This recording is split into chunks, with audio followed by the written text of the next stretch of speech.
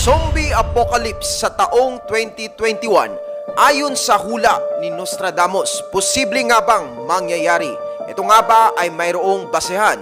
Well, gusto mong malaman ang buong kwento? Tara, pag-usapan natin yan.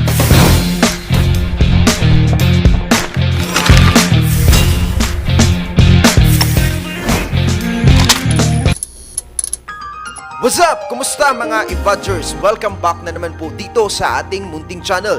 At kung first time mo pa lang, huwag mo nang isubscribe yan. Well, sa araw na to, bago natin simulan ang ating topic, nais ko lang magbigay ng disclaimer. Hindi po ginawa ang topic na ito para takutin kayo. Maaaring nakakatakot nga ang konsepto ng zombie apocalypse, partikular ang hula ni Nostradamus. Pero lagi nating tatandaan na ito ay isang hula lamang. Walang katiyakan kung ito ba ay mangyayari o hindi. At isa pa, marami sa mga hula ni Nostradamus ay hindi naging totoo at hindi nangyari. Pero kung sakali mang mangyari ito sa taong 2021, kinakailangan nating maging handa. At sa lahat ng oras, meron naman tayong pinakamalakas na shield at takbuhan. Walang iba kundi ang Diyos na nasa taas.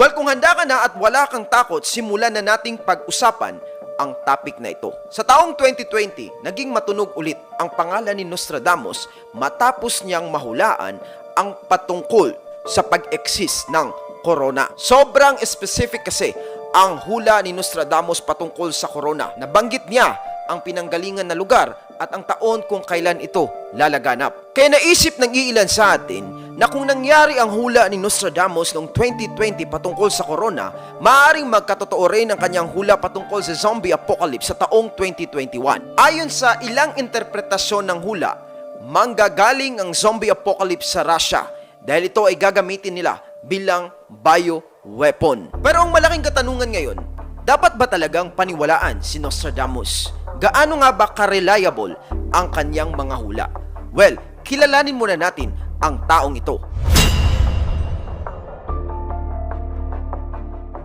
Tulad ng alam natin, si Nostradamus ay isang astrologer, isang physician, at tinaguriang great seer ng West dahil sa kakayahan nitong makita ng mga posibleng mangyayari sa hinaharap. Ilan sa sikat na interpretasyon ng kanyang mga hula ay ang pagpugot ng ulo ng hari at reyna ng France noong French Revolution.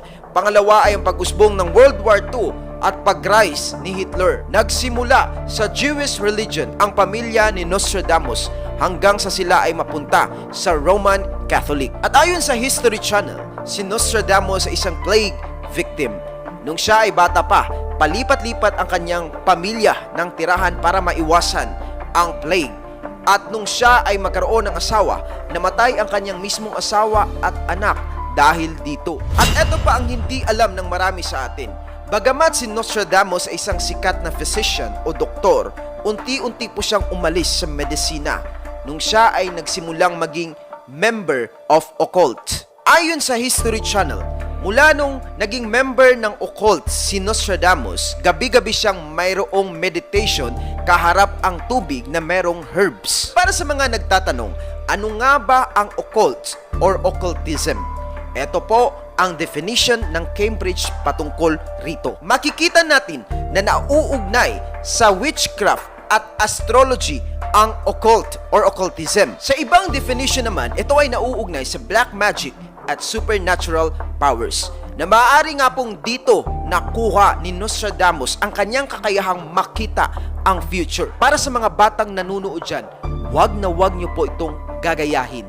Dahil ang pagpasok sa occultism at pagkaroon ng ugnayan sa supernatural beings at witchcraft ay mariing pinagbabawal sa Biblia. At dahil ito ay pinagbabawal, ibig sabihin, meron itong dulot na kapahamakan. Sa aking palagay, alam na alam ni Nostradamus na ang pagpasok sa occultism ay isang malaking kasalanan sa mata ng Diyos.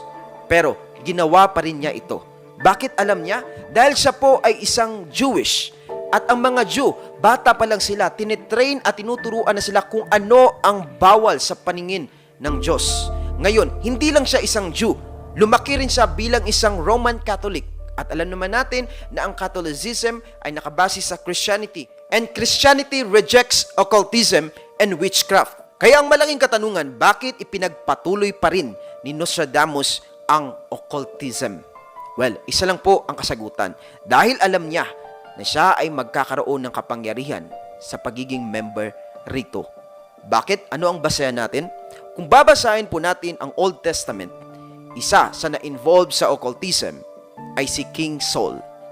Ngayon, ang taong ito ay kumonsulta sa isang medium o isang espiritista para kausapin ang patay na propeta na si Samuel. At nakontak nga ni King Saul ang spirit ni Prophet Samuel dahil sa isang medium o espiritista. Well, ang point of view po natin dito, totoo talagang nag-e-exist ang mga espiritista, ang mga witchcraft at ang occultism.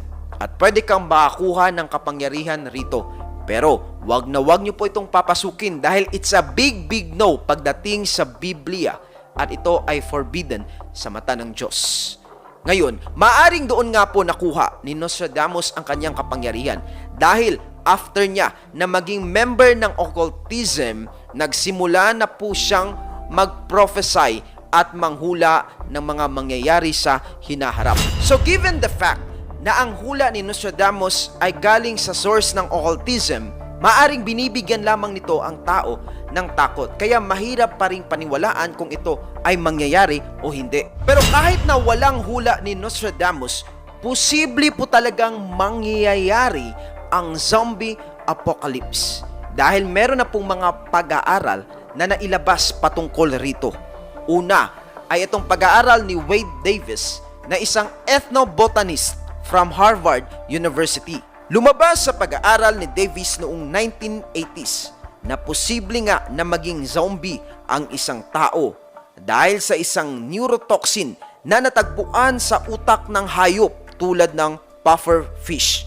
At idinetalye niya ang patungkol rito sa kanyang librong pinamagatang Serpent and the Rainbow. Kung posible nga na maging zombie ang isang tao, posible rin ba na dadami ang mga ito at magkaroon ng zombie apocalypse? Ito po ang kasagutan. Ayon kay Stephanie Watson from Harvard Health Publishing, ang prion ang magiging agent para kumalat ang zombie sa buong mundo. Ano ba ang prion? Ito ay kakaibang uri ng protein na gagawing abnormal ang ordinaryong protein sa iyong utak. Ang prion rin ang nasa likod ng disease na tinatawag na kuro na nag-infect sa mga cannibalistic tribe ng New Guinea. Nakuha nila ito sa pagkain ng utak ng tao. At ang mga taong merong sakit na kuro ay nag-e-exhibit ng low pick-up o mahina ang utak, hindi makapagsalita ng maayos at paiba-iba ang personalidad. Dagdag pa niya, imposible na mangyari ang mga napapanood natin sa pelikula na ang isang taong kinagat ng zombie ay namatay at nung siya ay nabuhay, siya ay zombie na rin. Dahil hindi po ito papasa sa medical logic. Wala pa kasing tao na namatay at muling nabuhay. Pwera na lang si Jesus Christ. At eto naman ang matalinong ideya ni Dr. Steven Schultzman, isang psychiatrist sa Harvard Medical School. Isinulat niya sa kanyang libro sa kung papaano magiging zombie o mai-infect ng zombie disease ang mga tao sa mundo.